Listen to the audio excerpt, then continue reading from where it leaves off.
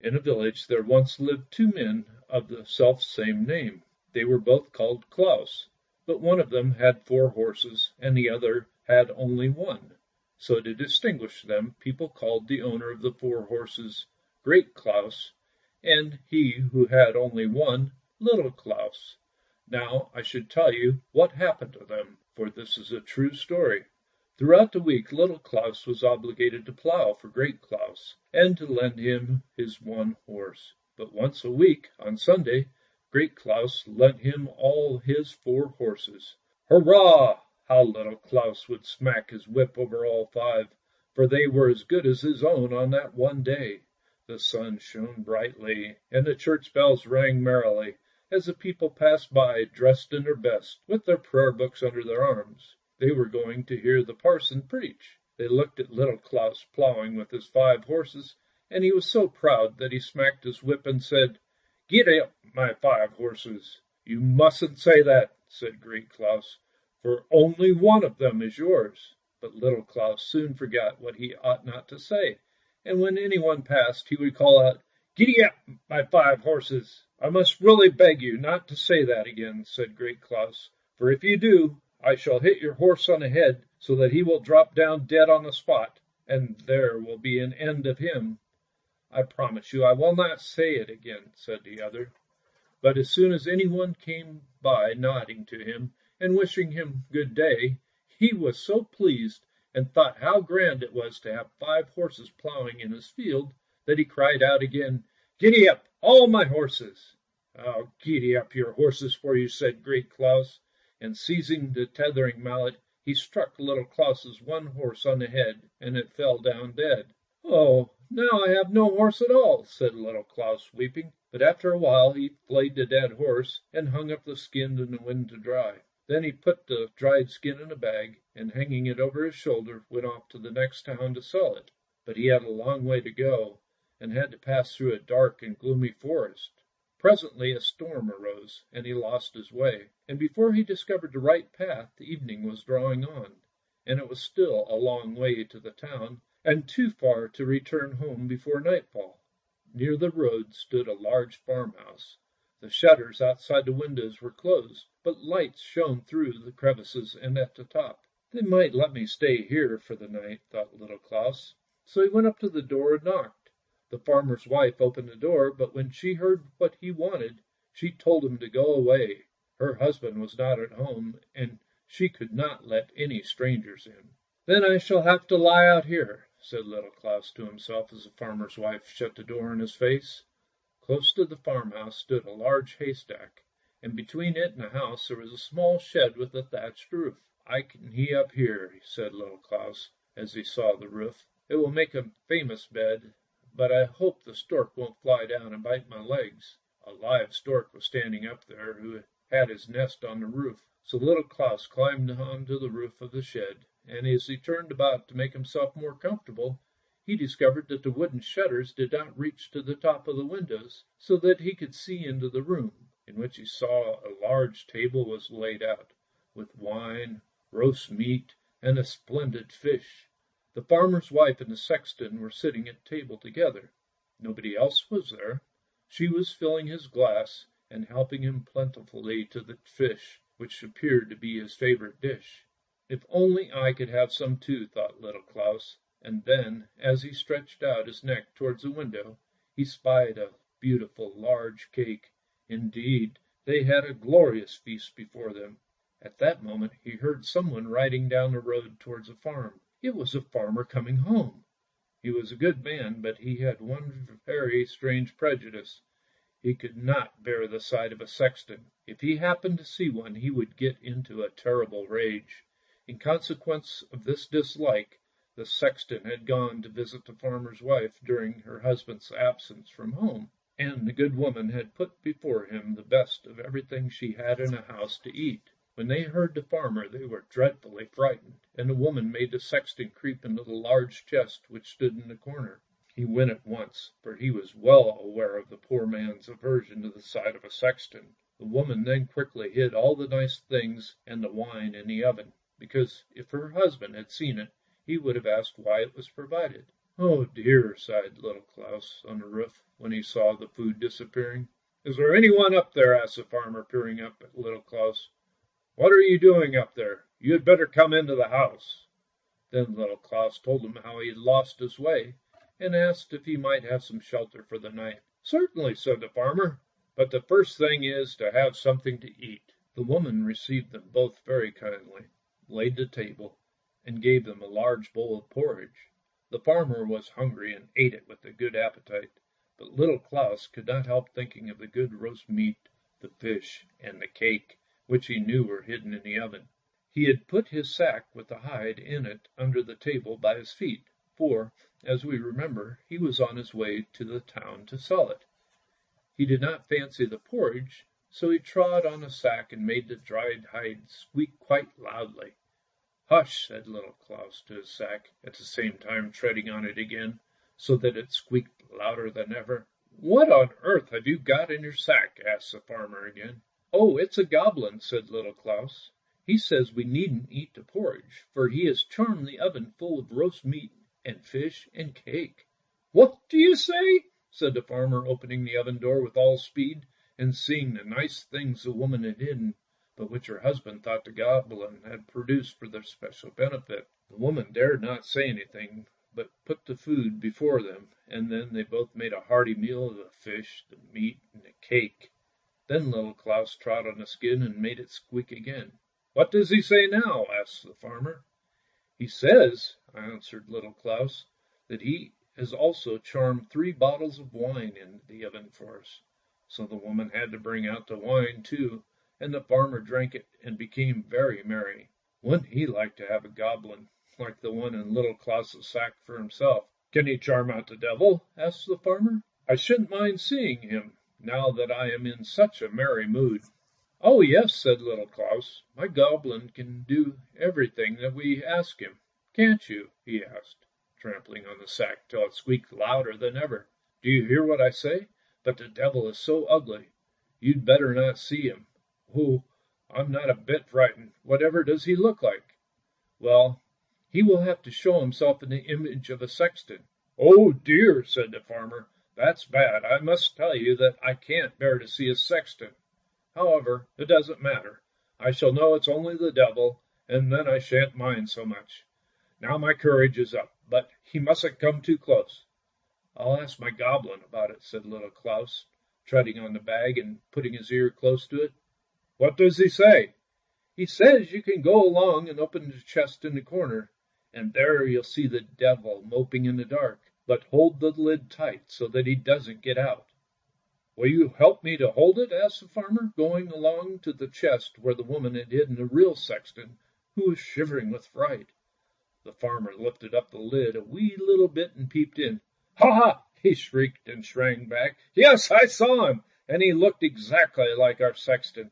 It was a horrible sight." They had to have a drink after this, and there they sat, drinking till far into the night. "You must sell me that goblin," said the farmer. "You may ask what you like for him. I'll give you a bushel of money for him." "No, I can't do that," said Little Claus. "You must remember how useful my goblin is to me." "Oh, but I should so like to have him," said the farmer, and he went on begging for him. "Well," said Little Claus at last, "as you have been so kind to me, I shall have to give him up. You shall have my goblin for a bushel of money, but I must have it full to the brim." "You shall have it," said the farmer, "but you must take that chest away with you. I won't have it in the house for another hour. You never know whether he's there or not." So Little Claus gave his sack with the dried hide in it to the farmer, and received in return a bushel of money for it, and the measure was full to the brim. The farmer also gave him a large wheelbarrow to take the money and the chest away in. "Good bye," said Little Claus, and off he went with his money and the big chest with the sexton in it. There was a wide and deep river on the other side of the wood. The stream was so strong that it was almost impossible to swim against it. A large new bridge had been built across it, and when they got into the very middle of it, Little Claus said quite loud so that the sexton could hear him, "What am I supposed to do with this stupid old chest? It might be full of paving stones. It's so heavy. I am quite tired of wheeling it along, I'll just throw it into the river. If it floats down the river to my house, well and good, and if it doesn't, I shan't care." Then he took hold of the chest and raised it up a bit, as if he was about to throw it into the river. "No, no, let it be!" shouted the sexton. "Let me out! Let me get out!" "Hullo!" said Little Claus, pretending to be frightened. "Why, he's still inside it! Then I must heave it into the river to drown him." "Oh, no! Oh, no!" shouted the sexton. "I'll give you a bushel full of money if you'll let me out." "Oh, that's another matter," said Little Claus, opening the chest. The sexton crept out at once and pushed the empty chest into the water, and then went home and gave Little Claus a whole bushel full of money. He had already had one from the farmer, you know, so now his wheelbarrow was quite full of money. "I got a pretty fair price for that horse, I must admit," he said to himself when he got home to his own room and then turned the money out of the wheelbarrow into a heap on the floor. "What a rage Great Claus will be in when he discovers how rich I have become through my one horse, but I won't tell him straight out about it." So he sent a boy to Great Claus to borrow a bushel measure. "What does he want that for?" thought Great Claus, and he rubbed some tallow on the bottom, so that a little of whatever was to be measured might stick to it. So it did, for when the measure came back, 3 new silver threepenny bits were sticking to it. "What's this?" said Great Claus, and he ran straight along to Little Claus. "Where on earth did you get all that money?" "Oh, that was for my horse's hide, which I sold last night." "That was well paid indeed," said Great Claus, and he ran home, took an axe, and hit all his 4 horses on the head. He then flayed them and went off to the town with the hides. "Skins! Skins! Who will buy skins?" he shouted up and down the streets. All the shoemakers and tanners in the town came running up and asked him how much he wanted for them. "A bushel of money for each," said Great Claus. "Are you mad?" they all said. "Do you imagine we have money by the bushel?" "Skins! Skins! Who will buy skins?" he shouted again, and the shoemakers took up their measures and the tanners their leather aprons, and beat Great Claus through the town. "Skins! Skins!" they mocked him. "Yes, we'll give you a raw hide. Out of the town with him!" they shouted, and Great Claus had to hurry off as fast as ever he could go. He never had such a beating in his life. "Little Claus shall pay for this," he said when he got home. "I'll kill him for it." Little Claus's old grandmother had just died in his house. She certainly had been very cross and unkind to him, but now she was dead he felt quite sorry about it. He took the dead woman and put her into his warm bed, to see if he could bring her to life again. He meant her to stay there all night, and he could sit on a chair in the corner. He had slept like that before. As he sat there in the night, the door opened, and in came Great Claus with his axe. He knew where Little Claus's bed stood, and he went straight up to it and hit the dead grandmother a blow to the forehead, thinking that it was Little Claus. "Just see if you'll cheat me again after that," he said, and then he went home again. "What a bad, wicked man he is," said Little Claus. "He was going to kill me there. What a good thing that poor old Granny was dead already, or else he would have killed her." He now dressed his old grandmother in her best Sunday clothes, borrowed a horse of his neighbor, harnessed it to a cart, and set his grandmother on the back seat so that she could not fall out when the cart moved. Then he started off through the wood. When the sun rose he was just outside a big inn, and Little Claus drew up his horse and went in to get something to eat. The landlord was a very, very rich man and a very good man, but he was fiery-tempered, as if he were made of pepper and tobacco. "Good morning," said he to Little Claus. "You've got your best clothes on very early this morning." "Yes," said Little Claus. "I'm going to town with my old grandmother. She's sitting out there in the cart. I can't get her to come in. Won't you take her out a glass of mead? You'll have to shout at her. She's very hard of hearing." "Yes, she shall have it," said the innkeeper, and he poured out a large glass of mead, which he took out to the dead grandmother in the cart. "Here is a glass of mead your son has sent," said the innkeeper, but the dead woman sat quite still and never said a word. "Don't you hear?" shouted the innkeeper as loud as ever he could. "Here is a glass of mead from your son." Again he shouted, and then again as loud as ever, but as she did not stir, He got angry and threw the glass of mead in her face, so that the mead ran all over her, and she fell backwards out of the cart, for she was only stuck up and not tied in. "Now," shouted Little Claus, as he rushed out of the inn and seized the landlord by the neck, "you have killed my grandmother. Just look, there's a great hole in her forehead." "Oh, what a misfortune!" exclaimed the innkeeper, clasping his hands. "That's the consequence of my fiery temper. Good Little Claus, I will give you a bushel of money, and bury your grandmother as if she had been my own, if you will only say nothing about it, or else they will chop my head off, and that is so nasty." So Little Claus had a whole bushel of money, and the innkeeper buried the old grandmother just as if she was his own.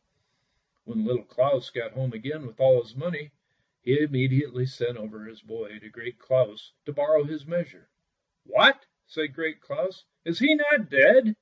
I shall have to go see about it myself."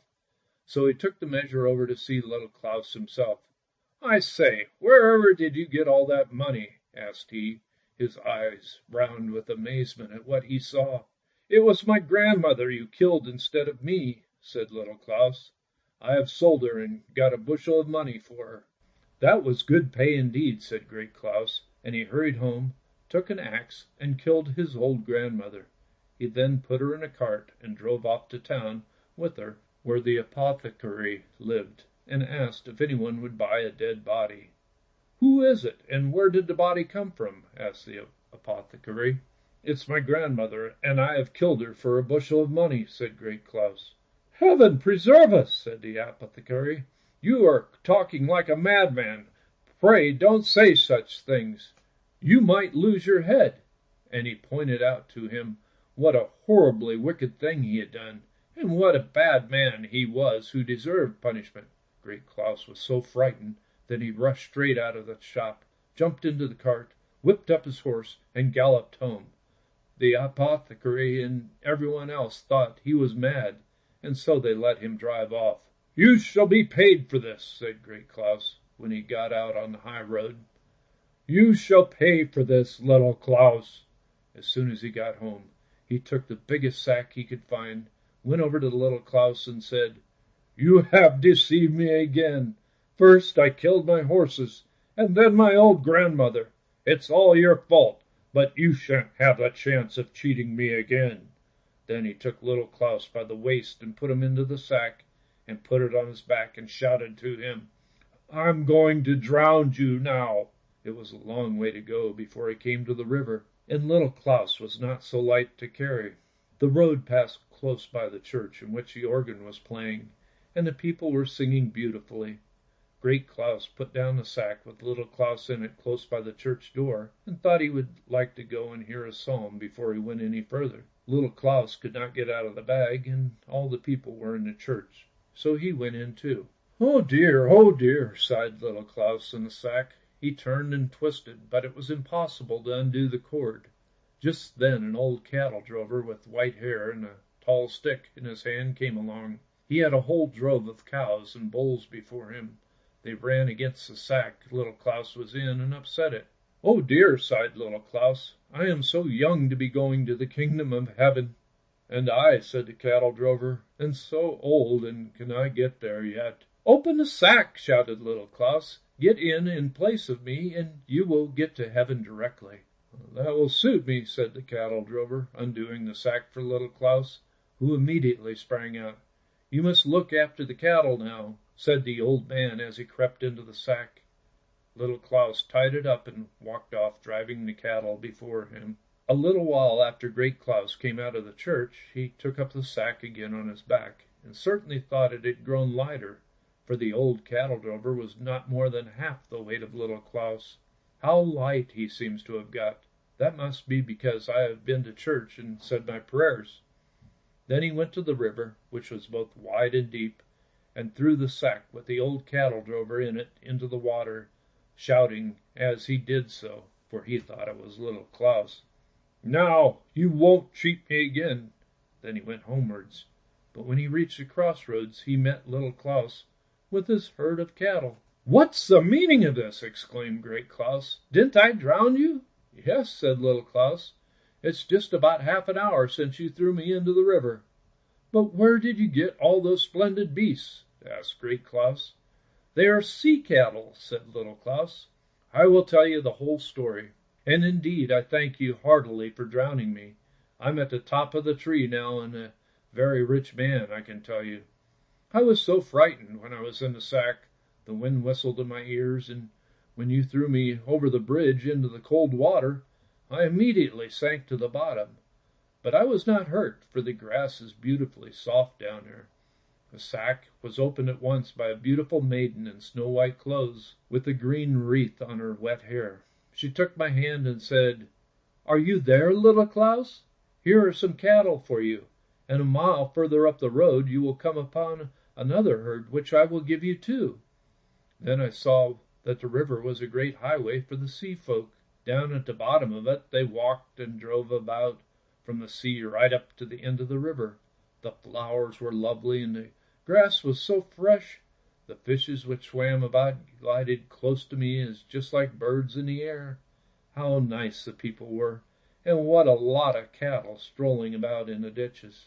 "But why did you come straight up here again, then?" asked Great Claus. "I shouldn't have done that, if it was so fine down there." "Oh," said Little Claus, "that's just my cunning. You remember I told you that the mermaid said that a mile further up the road, and by the road she means the river, for she can't go anywhere else, I should find another herd of cattle waiting for me. Well, I know how many bends there are in the river, and what a roundabout way it would be. It's ever so much shorter if you can come up on dry land and take the short cuts. You save a couple of miles by it and get the cattle much sooner." "Oh, you are a fortunate man," said Great Claus. "Do you think I should get some sea cattle if I were to drown at the bottom of the river?" "I'm sure you would," said Little Claus, "but I can't carry you in a sack to the river. You're too heavy for me.